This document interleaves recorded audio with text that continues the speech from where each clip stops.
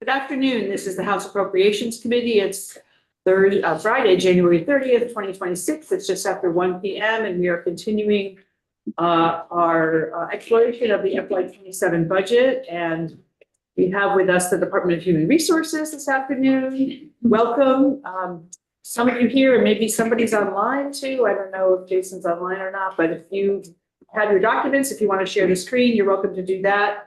But introduce yourselves and take it away. Thank you. Good afternoon. I'm Beth Fastige. I'm the Commissioner of the Department of Human Resources, and Harmony Wilder and Holly Ferrant are our financial folks, and maybe Jason on screen as well. I've been the Commissioner of Human Resources for about 9 years, and so I know many of you in this committee. Some of you are new to me, so nice to see you and meet you all. We're just going to start out in our budget book. We didn't have a screen to share. I was hoping you all have that, but if you want. Oh, we have this. That's it. Okay. You just flip through and let you know which pages to go through. So starting on, I've got it flipped over backwards. Slide 4. I think you'll see, this is just DHR, kind of who we are. Our vision: we are a professional human resources team providing continuous and superior service to our most important asset, our people. So that is our vision and our mission. We partner with agencies and departments to create and retain an engaged, motivated, and inclusive workforce. Our one HR pillars are we're working to break down silos within our department and within state government, build up people, maintain organizational effectiveness, and build an inclusive and engaged workforce. And then we also have a list of guiding principles that we use to guide our daily work. On the next page is page 5. See our kind of a 1-page budget summary for our governor's recommended budget for fiscal year 27. You can see from that pie chart, we're mostly funded through an internal service fund. It's 83% of our funding through internal service funds. And that's 16.7 million. Then followed by 10% of our budget is general fund, internal department transfers, and then a tiny special fund. How many employees, how many staff are in your office? We have 7 exempt and 105 classified positions. Yep. And more than 80% of our budget is the cost for our personnel. Right. And a 5% increase in our overall budget, and that is primarily due to the increased cost of salary and benefits. And big things we're working on this year is continued focus on our classification system modernization project, which was funded last year. We're not asking for additional funding this year, but the funding that we got last year, we had already done the preliminary work on the contractor. So basically July 1st, we set off running. We got the contract moving, and we have been diving right into that project. The other huge project that we're working on is the Enterprise Resource Planning System program, which changes our system, VTHR, so the whole VTHR system, the accounting system, as well as the budgeting system. So that's a big statewide. Right. That shows that we were actually surprised it wasn't a budget adjustment this time. But how many years has that been going on? We started actual in earnest with configuration and architecture in January and February. So it's been a lot year of 2025. Yes. But we started funding it a few years before that. So there was a lot of stuff that was done before the actual work. So do you remember how long ago that sort of?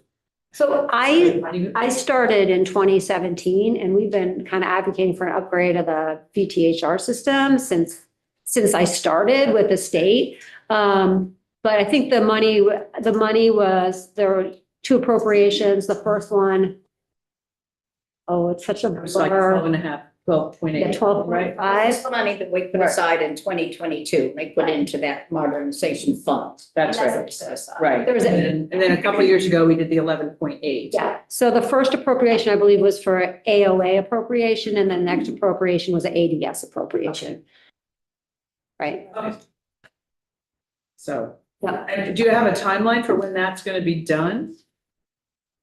There is a whole big project plan. So the first piece of it went live already, which was the budgeting piece. So that was used this year to do your budget so that our Right. team at ADS Finance. So that was kind of a tiny portion of the project. And then the next phase is DHR's piece. And so we are first, so we've been heavily for the past year. Really, we've been heavily into design and configuration of that. And So then it'll be another year or two before it's. our scheduled go live date is this fall. Oh, okay. Great. Thanks. Yeah. go ahead. And what about the timeline for the classification? That's been going on for a while. Yeah, we started that this summer. So we're right now, part of that piece is redesigning. So we have an old classification system called Willis. It's a points-based system. And the big, huge first piece of the project is designing a new system on how to compare jobs with each other, within departments, within vertically within departments, and also horizontally across state government. So that's the piece we're actually working on now. They're designing that, and they call it the architecture mapping. So that we've been working on that for, I would say, really the past 3 months has been a pretty intense effort for that. And that's, I can't remember our timeline is 18 months or 2 years for that project, but I'm very much looking forward to seeing the results of the mapping and where we go from there. So I haven't really seen it yet, but the folks on our team that are working on it, and they're also working kind of across state, seem to be pretty excited about it. Thanks. Holly has a. Holly, do you want to add something to that? Yeah, actually jumping back to the workday stuff, agency administration, financial services division. I'm sure you had asked the question of when that workday appropriation, that 12.8 million was appropriated in 2022. And through January of this year, we spent 9.7 million of that. And so there's about 3 million left in the AOA appropriation. Those funds are primarily used to pay the vendor and then Our vendor Guidehouse, who's the big Yeah. project implementer, and then we have an Attain partner is another vendor that is our business process transformation partner vendor. Yeah. Great, thank you very much.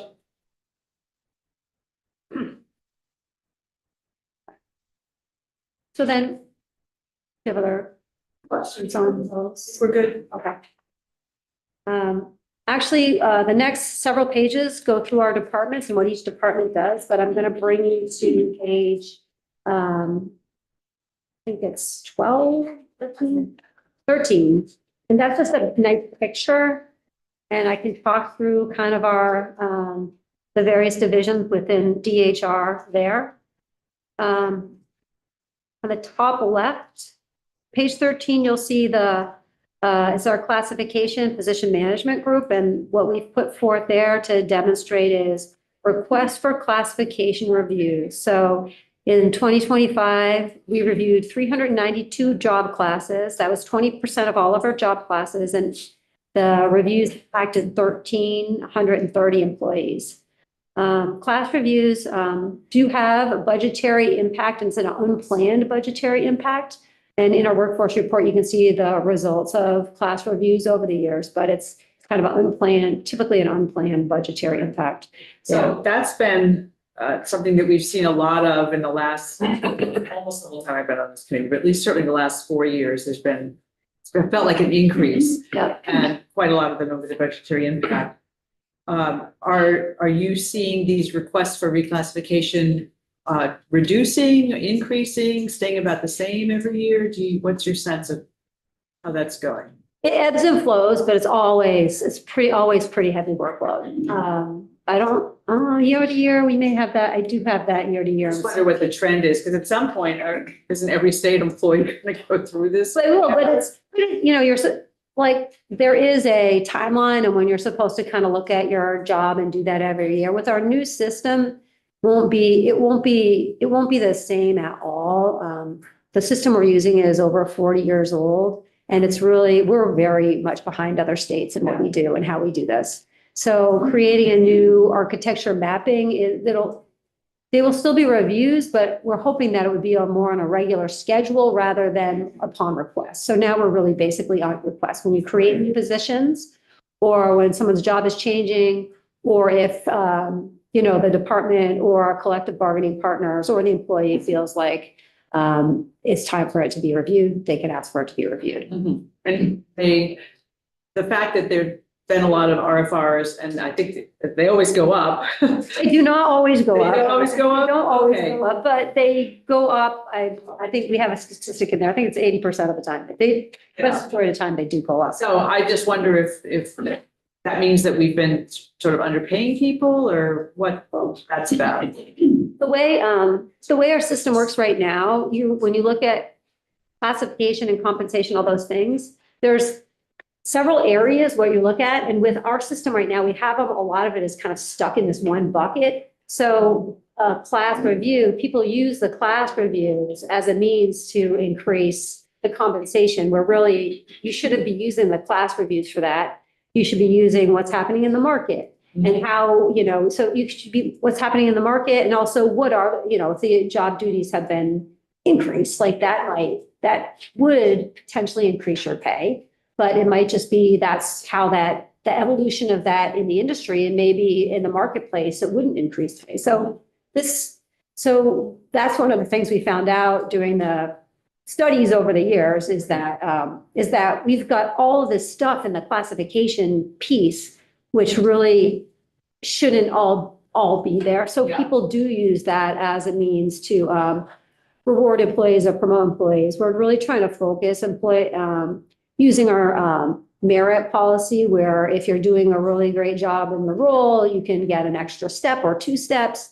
And another tool we have is hire into range. So we can hire people off the street. Certainly, if they have a lot of experience, we can hire them into where they might be, at a higher pay, so that they, so we can attract people with experience. And then we also we can do some market factor studies. So, Yes.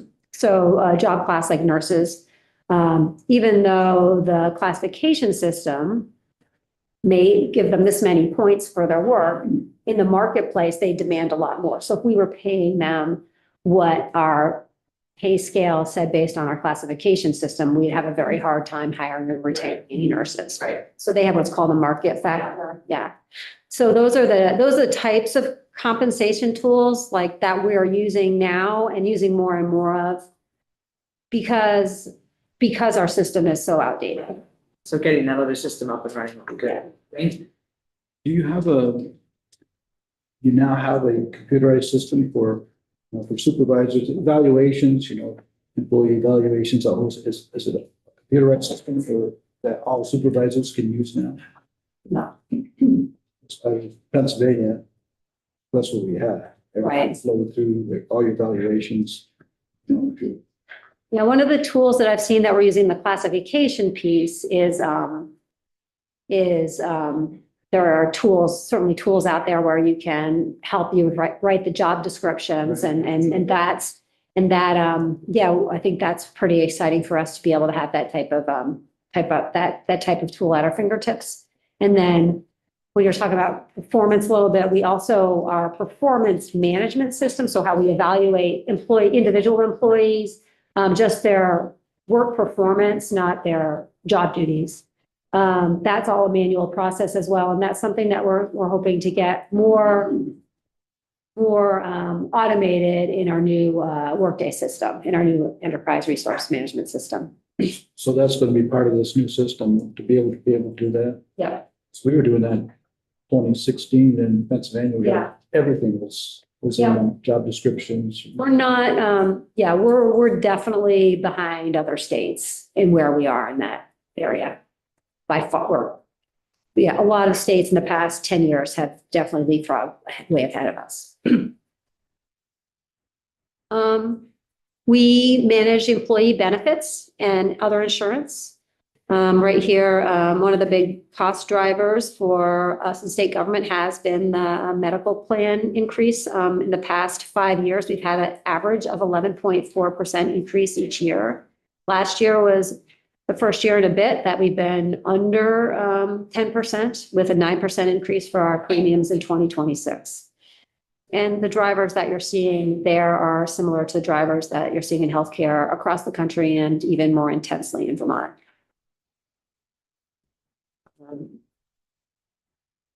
257,286 paychecks were processed last year. Do you have a payroll company that does that? No, we don't. We do that all in-house. Yes, I know those checks. No, we don't sign the check. So that's good because I have direct deposit. everybody does not have direct deposit, but I don't know the number, but most people do. They have direct deposit. So you're heading towards that also, so it was like, yeah, in Pennsylvania, that whole system to payroll come through and supervisor would have to approve everything right online. Right? Yeah, that is all online. People's timesheets are online. We approve those online. Yeah, that's all online. And people can look into our current HR system that we have, and it's people can view their checks and we assign, they sign up for benefits online if they want to sign up for, change their, what they're putting into their savings account, like their 457B per comp, they can change that all online. But that is like seeing that piece. There's so much that goes on behind the scenes and like in each little, this visual representation, like the amount of work and complexity that's, people think that, one of the biggest things this month was getting the W-2s out. And people think that's really easy, but so much goes into that behind the scenes. And we have to make sure that we have, so our vendor every quarter, we get quarterly tax updates. So those have to be put in the system. And then you get the last one in December, you got to make sure that's up to date, that's in there. And then filing all those W-2s, getting them all mailed out. That it is like kind of a Herculean effort. At the same time, we're still doing our annual reporting and quarterly reporting to the federal government and all the other states that we have employees working in there. So this is like a really big time of year for that payroll team to get all this stuff done. And actually it was even more complicated this year by the One Big Beautiful Bill Act, where employees who could potentially get a tax deduction for their premium portion of their overtime. So that was something that we didn't have to report out to employees this year. We don't really have to report it till next year, but lots of our employees that, get overtime and would be potentially eligible for that premium, have premium overtime would be potentially eligible for a tax deduction. So we wanted to do our put a good faith effort in to provide employees with an amount that they could potentially use on their tax returns. So we were able to do that as well. That was a huge effort. So really proud of our team for that. I like to think of a lot of the work we do kind of being the back office of state government that people don't see. And people think a lot of the work we do is magic. And I think that some of it is because we do it so well. We do it so well, but when something doesn't go well, people are often surprised or how long it takes to get something that's not that wasn't anticipated. Sounds like, oh. Yeah. Yeah. So paychecks. We do employment misconduct investigations. So I have six investigations positions. Our goal is to complete those within 90 days. How many investigations did you have last year? Do you? Over 200. Is that standard or is it going up or It's down? gone up in the past couple of years. One of the reasons it's gone up, we believe, is because we did make supervisors in all the DHR mandatory reporters, so that if you believe or think that something might be misconduct, you are required to report that to DHR. So we're getting, I think, more complaints. People are reporting more, which, you know, is good in the sense that hopefully we can catch issues earlier so they don't linger forever and so they don't linger for a long time. Supervisors have always been mandatory reporters for things like discrimination and harassment, but we added that for any kind of misconduct. And so what are the, without breaking confidences, obviously, what are the kinds of investigations? What are the general topics that you're seeing that are being investigated? Anything you can think of, probably. Probably anything you could think of, from what you might consider to be a minor slight to you know, to report, and again, reports of discrimination or harassment, reports of theft, reports of misuse of state property, time reporting, unprofessional behavior. Which category? Lots of, just It's getting a sense. a variety. It's a variety. That's Anything that you might think someone would get fired for, we look. We look. That's the types of things we're looking at. Thank you. And it is important that we do these, that we look into the issues, because our employees are not at will employees. We actually have to have evidence that the misconduct happened before we can impose any type of discipline on any employees. And then there's a lot of things that employees are cleared of any wrongdoing, or that's more of an educational opportunity. So there's a whole range as well. Just because we have that many investigations doesn't mean that we're terminating that many employees for misconduct. Right, but it maybe gives you information on what sort of trainings or procedures or something can be done to improve, to minimize this. We run what's called our Center for Achievement in Public Service, CAPS. It's an employee workforce development center up at the Old Vermont College campus. And so we do trainings in person there, as well as we do online trainings. And one of the courses new supervisors are required to take is called Supervising in State Government. And this statistic just says that 83% of the employees that took that training felt that they were better off as a result of providing the training. So they were better prepared for their role as a supervisor. We have, through our health, as a part of our benefits, healthcare benefits, we have a wellness incentive program.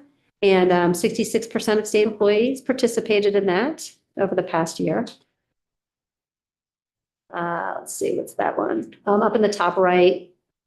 Oh, we, people across state government are very interested in statistics. We have our workforce report that some of you are probably familiar with, but it's online. We submit it every January 15th. You can find it from the DHR website, or you can find it on the legislative reports, but it has all different kinds of statistics about state government. But we responded to 781 different requests for employee-based data last year. Our talent acquisition team, that's a recruitment group. We've got some numbers there. We had 1,851 job openings were posted. We received 31,859 job applications, 15,000 plus unique applications. We hired just over 1,000 new folks. Also, we had 666 promotions, internal promotions as well. Interesting thing in the talent acquisition front, we're seeing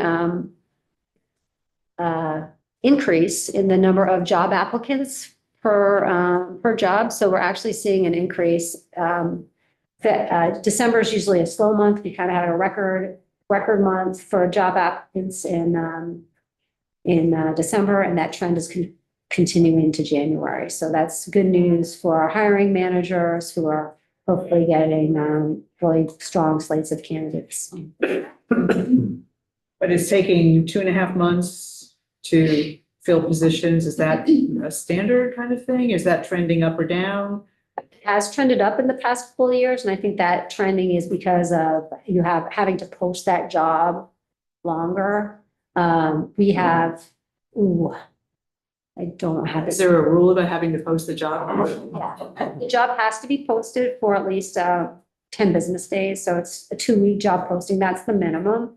And it takes some time before to get it ready to post. You have to make sure the job description's there, and then once you get it, you get it ready to post, and then you look at what you have for applicants. If you don't have enough applicants, you may extend that posting out. So some of that we may post for another week or another 2 weeks, or you get through the process and you didn't end up after the first interviews with any viable candidates, so then you have to repost. So that's part of that number being so high. But it does take longer in state government probably to hire than we would like. Yeah. Thanks. There's some larger companies that have criteria that they have to get at least 3 applicants before they'll hire. Okay. Do we have that kind of limitation? No. If you have 1 applicant for a job and that candidate meets the qualifications and they've had their interview and we think that they're a good person for the job, we can hire them.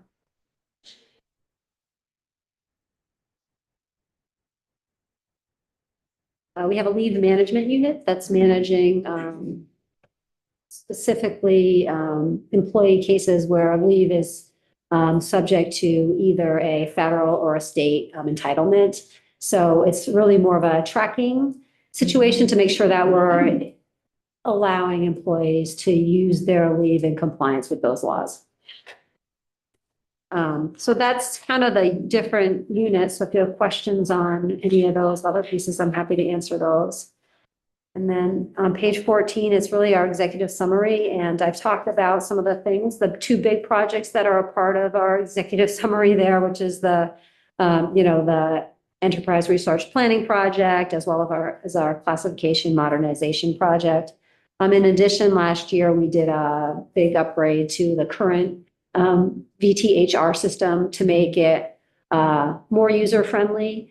And also, so we could be in compliance with all the latest tax updates, and as well as, I think one of the things that we were able to do is, one enhancement was we only had an option of 2 genders in the system. So now we have a 3rd gender option. So that's much more palatable for our employee population. So we can report on that now. Employees have the option to not choose either male or female.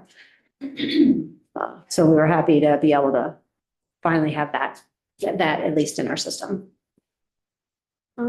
So that's really executive summary, and then some of the other accomplishments that we had over the year, you can kind of list through if you want to walk through those. We were asked about vacancy rates.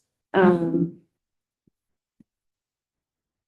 way, I don't know if other departments have been talking about vacancy rates, but these are calculated differently. So in the workforce report, what you see for vacancy rates, you see it's a point in time vacancy rate. So it's at the end of the fiscal year, what the vacancy rate is for the departments. What we're showing here on page 15 is that vacancy rate, the average vacancy rate, average monthly vacancy rate. So it's more specific. So to kind of what we look at budgetary wise. So it's not a point in time. It's kind of a more rolling average of what's happening over time. And our vacancy rate has been relatively low. But as you can see in 26, we've got a couple of jobs to fill and even more now. We've got plenty of job openings in VTHR and in DHR. So if folks are HR professionals and want to come work for the state, check it out online and apply. Okay.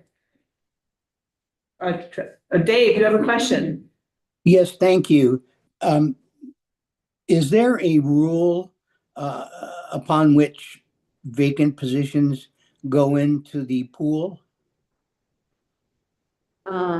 Typically, if a position has been unused for 6 months, that's for the Secretary of Administration is to use that, make that position available for the best use across state government, especially in the past many years where while job applications are coming in, our vacancy rate has gotten lower.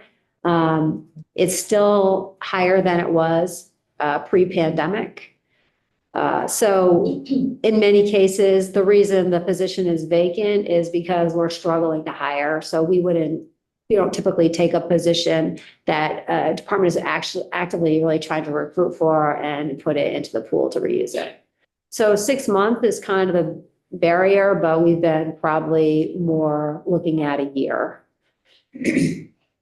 Thank you.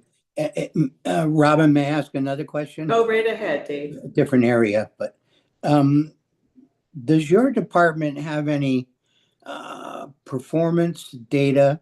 Specifically, I think in DEVA where the benefit workers are, I don't know what their caseloads are and what their error rates are, but with federal changes requiring many people to have to apply twice a year or once every 6 months for benefits, their workload will increase. And I wondered what's an acceptable ratio of a worker to so many different benefit applications, or would that be information better acquired at the department level? Yeah, that would be information at the department level. We don't have, the statistics we have are really about, we have employee data more on how much money they make, how many people there are, what their job is, their pay history, but we don't have specific information like, you should, for, every 1,000 applications you get per year, you should have 3 people that are going to manage Right, those applications. That's something more that the department would have. Appreciate that. Can you tell us, if you have it, what % of our workforce are in management positions? Yes. And what typically is the span of supervision for supervisors? Kind of in the same area here. Yeah, So- I don't have this, I don't believe the statistics on the span for supervisors in here, and it really varies. It really varies by the department. Function and sure. Yeah, but if you look overall, it's a pretty low supervisor to employee ratio. But then again, some agencies and departments where you have a lot of employees doing similar work, they're typically higher. But I am Thank you. going to look up for you while I'm talking still. I'm going to look up that stat for you. Because it's an easy one. It should be an easy one to find. Yeah. If it's in the January 15th report, I can get it.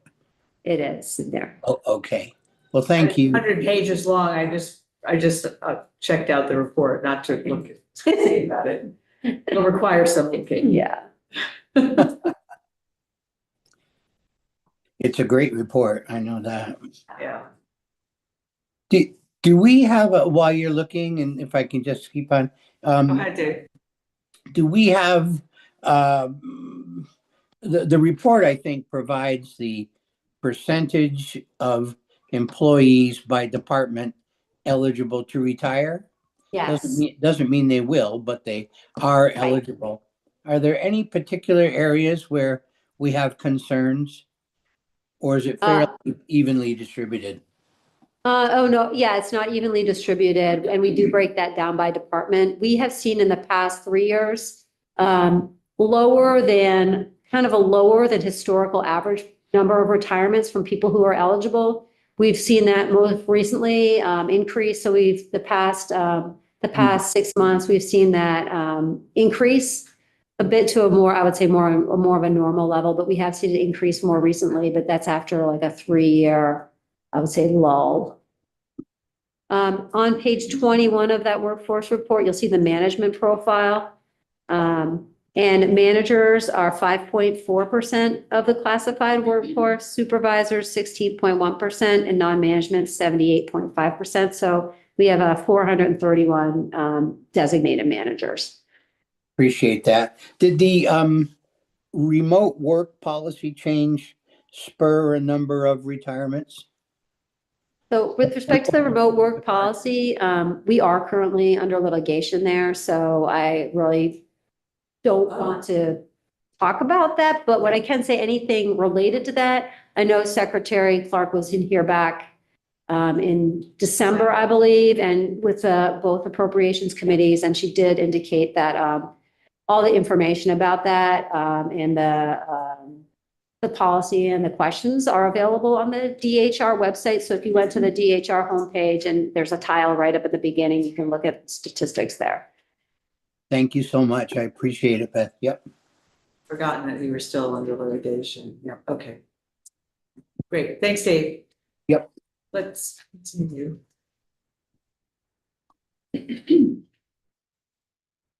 Other things you would like us to know? Oh, I just opened up the workforce report, so now there's lots of stuff. Because it's an amazing report. One of the things that I think people are interested in is vacancy rates, and it's vacancy rates by department by fiscal year. You can see that on page 28, and there's lots of information about vacancies there. And then vacancies on what's the most, what are the job titles which have the biggest vacancies. And I know that it's not your committee, but correctional officer 1 have a very high vacancy rate still.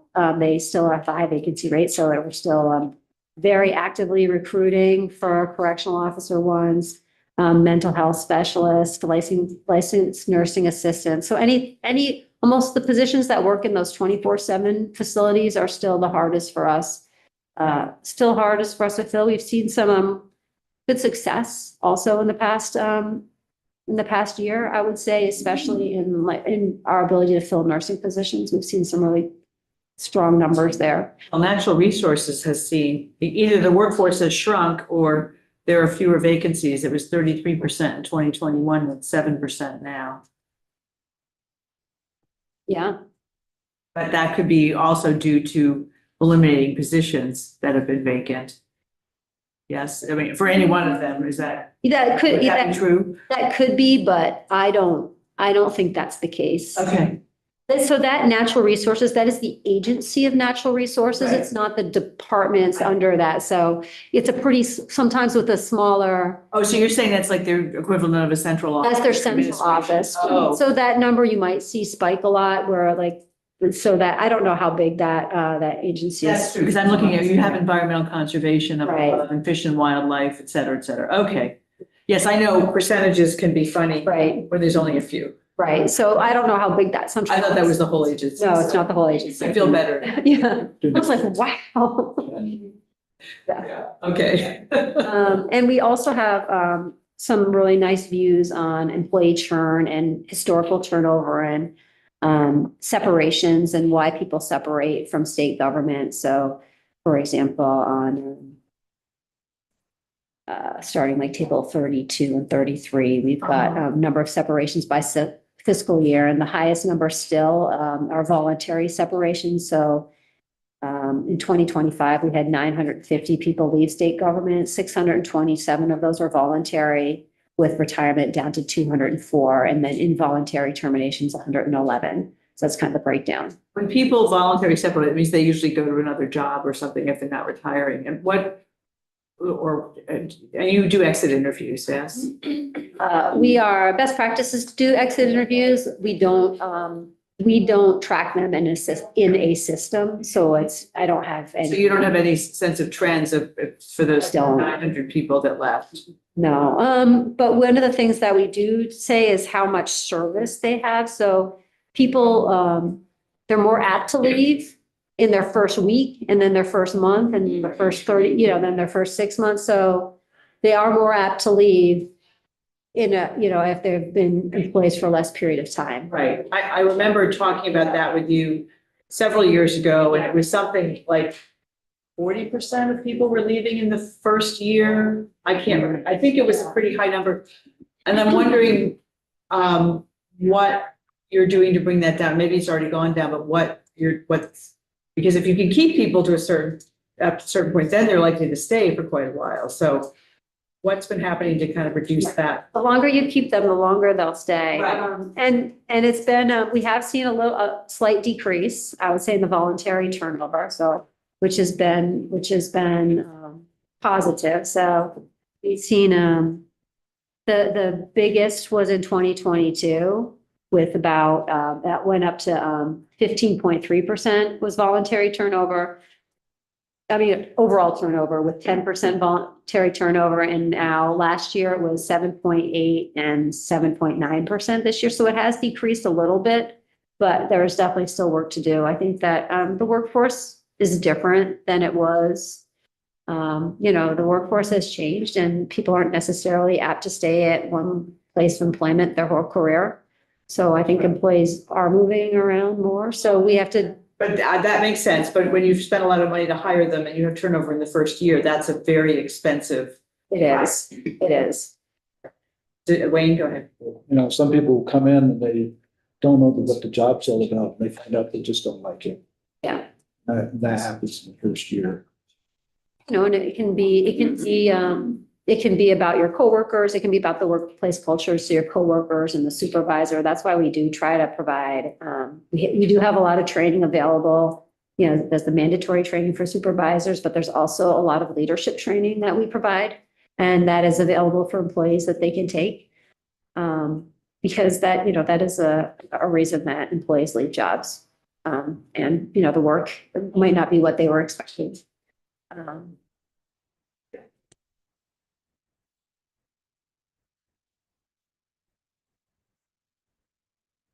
The things you want to highlight, we don't have some workforce report in front of us. Yeah, no, I think that's really, there are reasons for separation by fiscal year. We've got separation by employee demographics. So we have that information by sex, racial and ethnic group, and also by length of service. So that's the one where, if you have less than 5 years of service, voluntary terminations are 80% of the terminations of the voluntary are less than 5 years of service. So that's, the statistics kind of bear that out. And then we also have statistics by generation.